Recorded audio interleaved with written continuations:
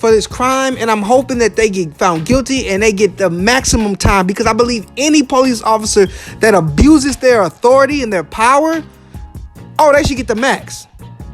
If you're using your position as a police officer to abuse it and do whatever you want to these citizens, tax-paying citizens, you should get the max time possible. This is what happened when you encourage this culture in the police force. And don't say it's not true, because there were complaints and nobody did anything. This is normal. These men had body cameras on. They knew this was being recorded. They didn't care, because it's normal. It's not about anything else, but this is what police stations across America have ingrained into these officers. It's such a part of the culture, of the DNA of the police departments. That is just normal. That don't matter how many black officers you hire in black neighborhoods with a black chief. It doesn't matter. And unfortunately, this young man's life has been taken from him. His mother, guilty as all can be, because he called out her name and she wasn't there to save him. People want to politicize that, try to push these stupid agendas. Let's reform the police. They get a big budget. You got Kamala Harris talking about she's going over to his funeral. What is that going to do? You did nothing. You did nothing after George Floyd. You promised us, you and Joe Biden promised us, and all some type of reform that things have to change. But what'd you do? Derek Chauvin was found guilty, so you felt like, oh well, we don't have to make any changes. I guess the system works the way it does, the way it is, but it doesn't.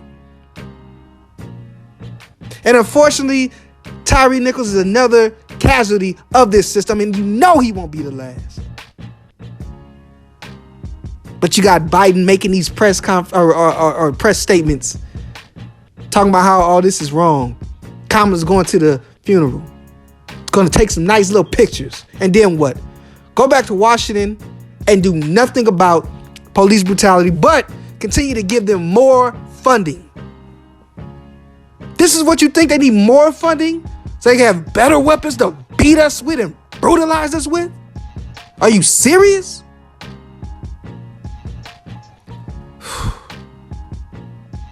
And then they say be peaceful. Don't get violent. Peaceful protest. Peaceful protest. After body after body after body after body after body. Peaceful protest. This just makes me sick. Makes me hate this country. Makes me hate these politicians. All I can say for right now is, well, two things I'll say. One, the police are not the authority. Questioning them and knowing your rights is not disrespecting authority.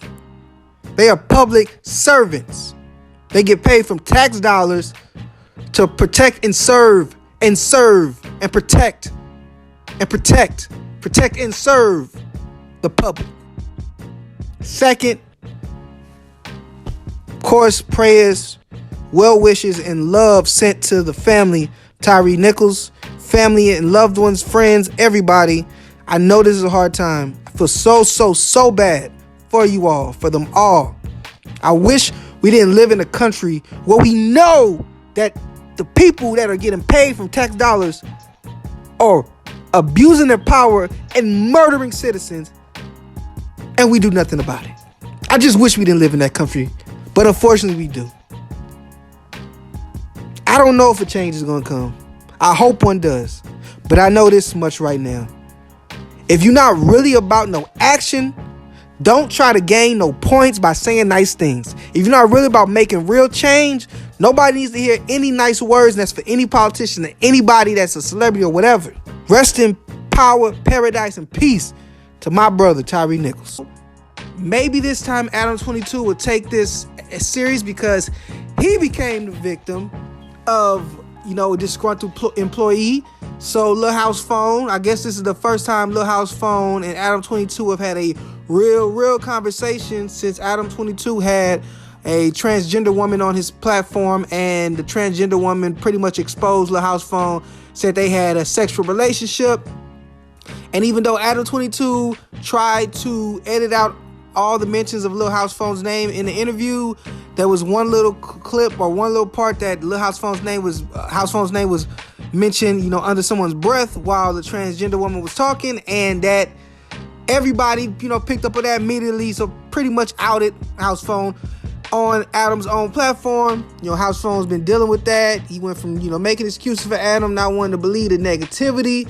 But of course, House Phone's woman went off, and House Phone, everybody knows when your woman go off about something, it hits you a little different as a man. You like, well, dang, man, you got my girl talking about this little way.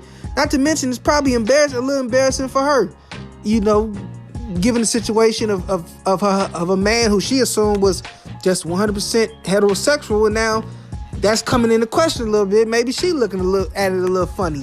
And House Phone's got to deal with that at home, and he never expected the guy, Adam22, who he thought of as a great friend, who House Phone had really helped build up the No Jumper brand. He probably would have never expected this from Adam. But they had this conversation and it turned left. House Phone's expressing to Adam that it don't really matter what you intend to do. This is what happened. And it don't really seem like you really coming at it from a real, sincere, apologetic point. It seemed like you're trying to not look like the bad guy. This is what House Phone's saying to Adam22. House Phone's telling Adam, you're trying not to look like the bad guy in the situation, more so than you're really trying to watch out for your friend. Adam22, for his side, is saying that's not true at all. I do care. I never want this to happen. I didn't mean for this to happen. But House Phone's just not taking it. And at one point, House Phone even said he had to talk to his sister about this. So, people been in his ear. And one thing about it is, even if you feel like you can be okay with somebody, when you got people in your ear reminding you of the story, maybe bringing up points you hadn't even thought of, that can get somebody back mad again. You can rile somebody back up against about something, especially if they feel like, and House Phone did not feel, House Phone felt like Adam didn't apologize in a good way. And it was more so about him like, I didn't really mean it or whatever. Which is how I said that Adam be acting. Like, he just be like, I'm sorry it happened. And not really taking it as serious as he should take it. And I do agree with House Phone. The interview should have just never even been aired, period.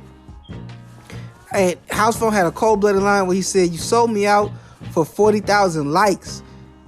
And then Adam was like, that's not true at all. It wasn't like that. House Phone said, it don't matter what it was like or what it wasn't like, what was meant to be, what wasn't meant to be. All that matters is what happened. And I don't think you taking it serious. Adam said he is, but I gotta agree with House Phone, Adam. If you was taking it as serious, man, you would have humbled yourself. You have no humility at all with this whole situation, bro. You still trying to come off like you the boss, and we know you the boss, but this is a dude who really helped your channel, and he needs you just to be there for him as a friend and just be like, bro, I don't know what you need from me. I'm here for you. I'm sorry. Like, completely humble yourself. He trying to argue every point. House Phone is going through their history, their friendship, all the times he took bullies for Adam, all the people who told him to stay away from Adam was a snake. He talking about all the times that, Adam, he felt like kind of was disrespectful to him when he talked about his father beating on his mom, and Adam called his mom a B, trying to make a joke about the situation. It's just a lot of stuff coming up. But what really set House Phone off in this interview is when when he start really getting mad at Adam, because Adam just wasn't didn't seem like Adam was trying to take accountability. It really did seem like Adam was just trying to, not be the bad guy.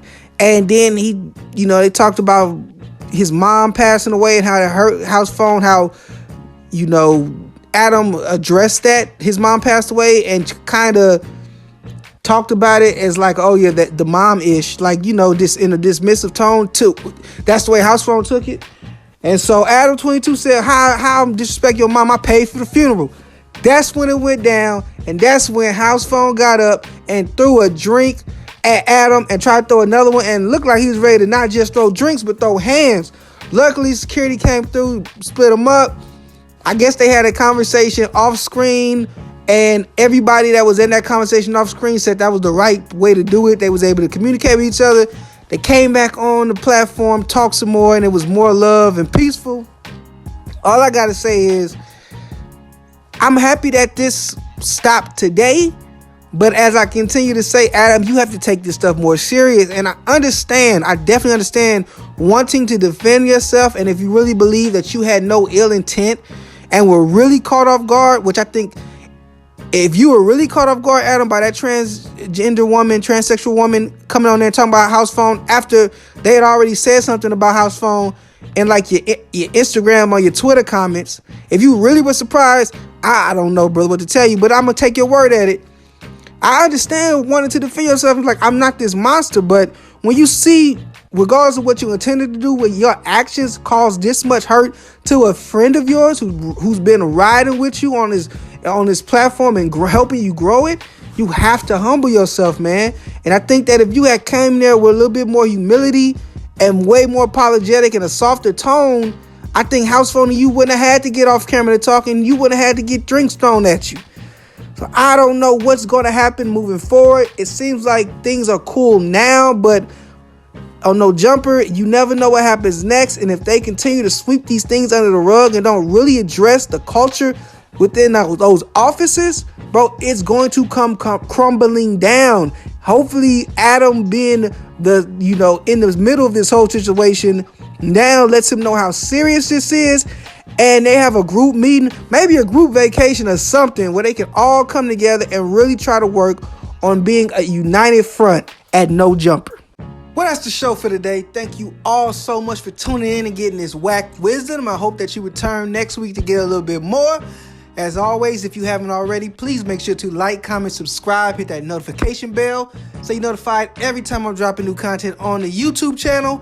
And if you listen to the podcast on Spotify, Apple Podcasts, or Google Podcasts, please make sure to follow so you're notified every time I drop a new episode on those platforms as well. With that being said, this is the WACCast podcast, and I am whacking off. It's the WACCast podcast. Yeah. Talk whack to me. Talk whack to me. Yeah. Talk whack to me. Talk whack It's to me. the WACCast podcast. Yeah. Talk whack to me. Talk whack to me. Yeah. Talk whack to me. Talk whack to me.